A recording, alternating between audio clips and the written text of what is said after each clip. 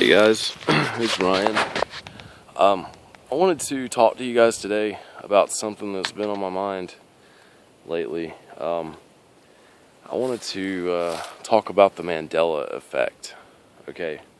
I learned about this a while back, but I had never seen something that actually proved it to me.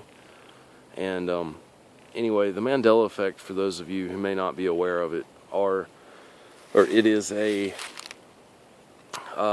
phenomenon where people remember something happening a certain way, and that is not how it actually was in reality.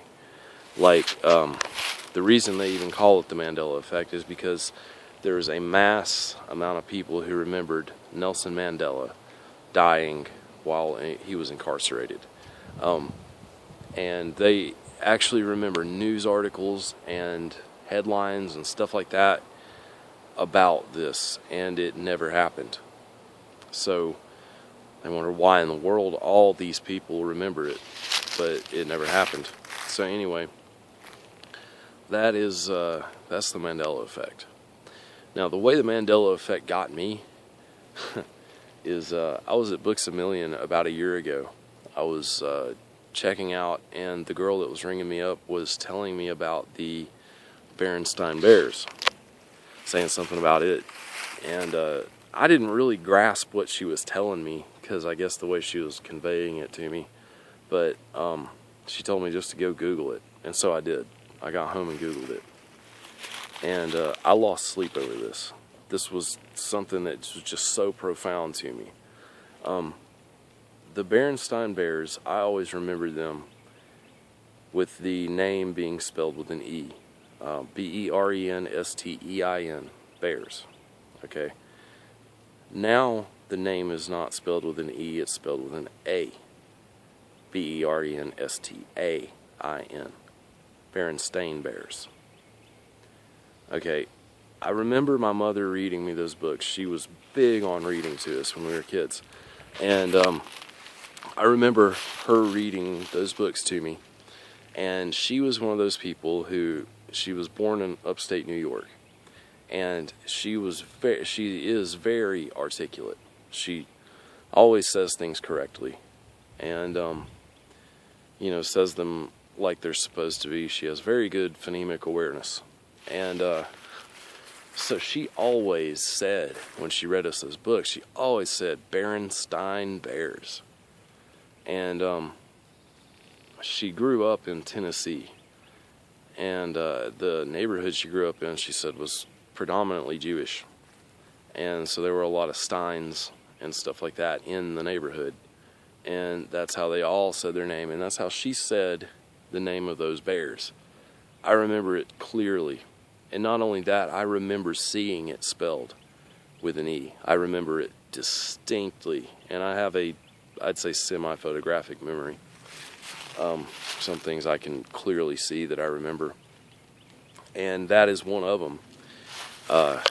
It just blew my mind. I was like, this is not the way it was. And it wasn't the way it was. I know that. I would swear on my kids' lives that is not the way it was when I was a kid. I know this. So that really got me thinking about things. And it was weird because I even got on eBay and started looking up old memorabilia, like merchandise and stuff like that from the 80s, from the Berenstain Bears, and it was all different. Even the video games, the Nintendo video games, were different. I got on YouTube and I looked up the cartoons, that the ones that they used to show us in school when I was a kid. And I remember the bears singing the song and saying their name and everything, and I could hear it. I could still hear the way that they sang that song. And they said their name like, I think it was like Berenstain Bears or something like that, which is the way a lot of people here in Alabama pronounced it. That's another thing. People here always said Berenstain Bears, because that's how people in Alabama talk, most of them. I remember hearing, like, friends of mine, their parents saying it that way. I distinctly remember because they had McDonald's toys one time that were the Bernstein Bears, and I was with a friend of mine and her mother, and that's the way her mom was saying it.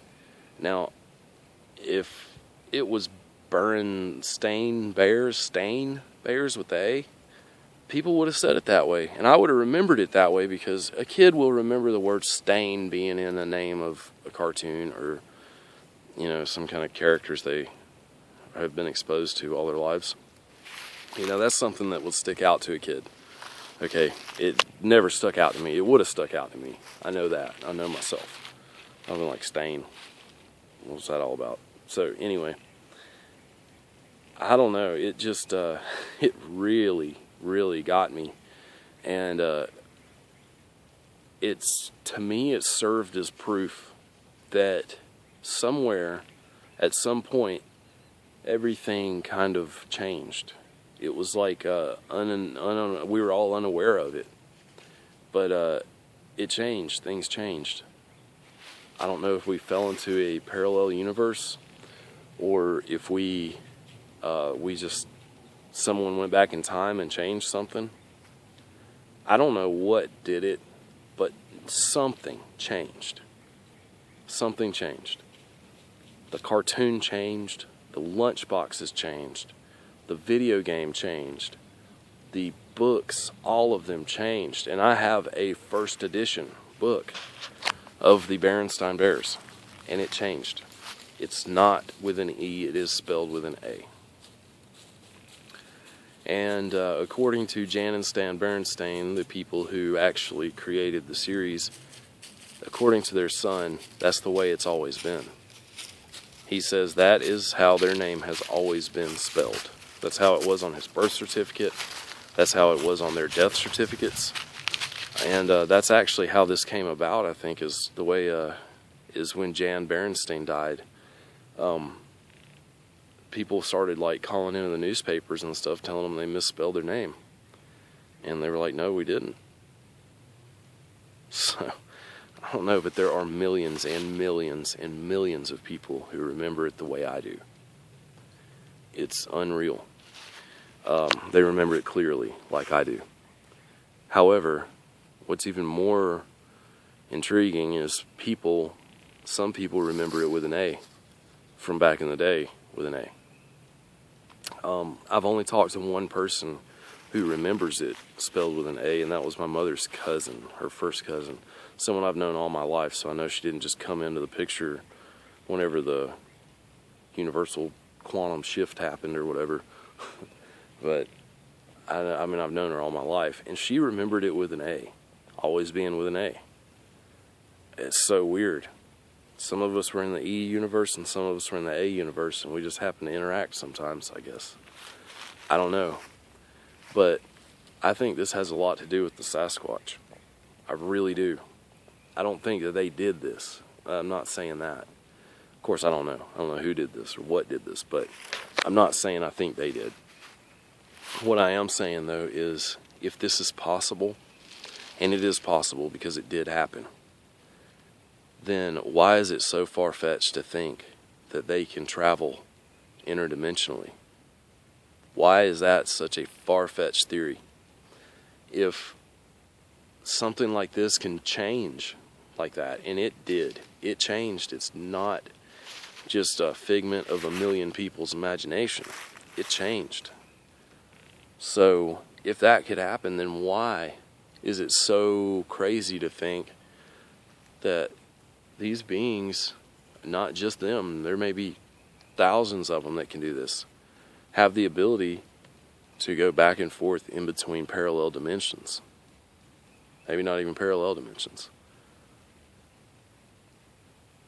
But there's something to it. There is something to it. And I wasn't a huge believer on the interdimensionality thing.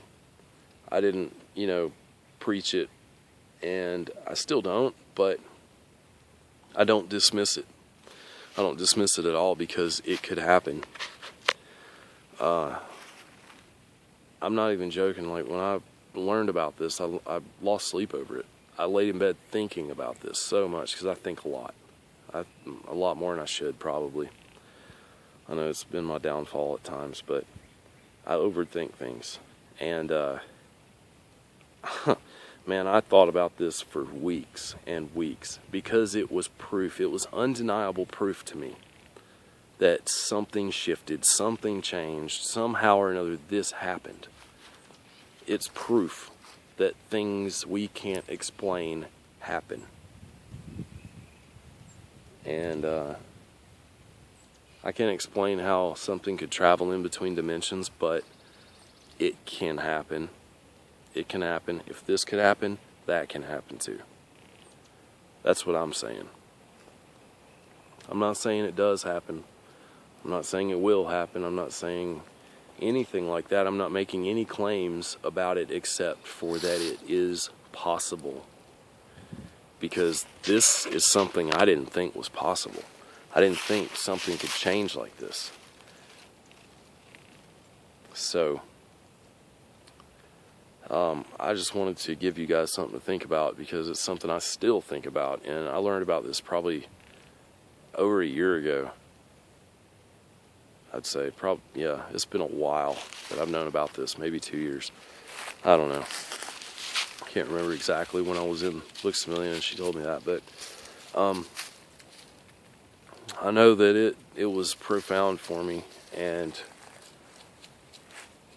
there's a lot of unexplained things and phenomena that goes along with the Sasquatch and things that I've experienced that I cannot explain to you. I can't even tell you what happened because I'm not even sure. That's what's crazy about it. It's things that have just occurred while I've been out in the woods. And some things I can tell you about, like the lights and stuff in the forest that I see. And I don't know what in the world they are. And I have witnesses that have seen them with me. I don't know what in the world they are, but they happen. They do occur. And it is so weird. It's so weird. I can't explain it. And I can't even tell you what it is, but I can tell you I've seen it more than 5, 10 times, actually. I've seen it a lot out here. There's things that I've seen in the sky that I cannot explain. There's so much that I can't explain that I have seen and I know I've seen. So, it's like that with this Mandela effect thing. You know, I know I've seen the way the Berenstain Bears was spelled all my life. And I know for a fact it wasn't spelled with an A in my world. So, I just wanted to talk to you guys about that and encourage you all to keep an open mind, because that's the only way that you're ever going to be able to expand your consciousness, I should say. I guess that's a good way to put it, yeah. Because my consciousness has been expanded through this Berenstain Bears thing, through a cartoon series. It has really expanded my consciousness. So I want to encourage you all to keep an open mind about this stuff, and don't dismiss anything, because you never know when you're wrong about it. You know, I try to keep a neutral stance on most things, but I don't say something can't happen, ever. And I don't say things do happen that I'm not sure of. So that's how I like to stay when it comes to this stuff. But you know, I don't know, it's just it's such a weird thing, and I wanted you guys to I wanted to share it with you guys because it's something that really caused me to start thinking a little more about things that I think are a little far-fetched.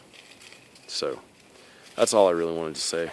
Sorry, it might have taken way longer than it needed to say that, but I know some of you remember it the way I remember it, with the E. And if you do, then go check out, just Google it, check out the stuff on it, because it'll blow your mind. I've blown a lot of people's minds with this, and I didn't mean to. I just told them about it. So, it's something that takes a little while to sink in. It did for me anyway. But, anyway, thanks for listening to me, and let me know what you guys think about this. And I know there's a lot more examples of the Mandela effect, but none of them stick out like that one did to me. The other ones, I'm like, well, it could have been, it might not, I don't know, I couldn't remember for sure. That's the one I could remember for sure. For sure. I knew it. I can see it right now in my mind. I can see the way it was written on the cover of those books. I can hear the way they sang it in those cartoons. And even the way they sing it now in the cartoons, it changed. They pronounce it and they enunciate differently. It's weird. So something changed. Something happened. And I can't tell you what, but something happened. So if that's possible, who knows what else is possible. Thanks for watching.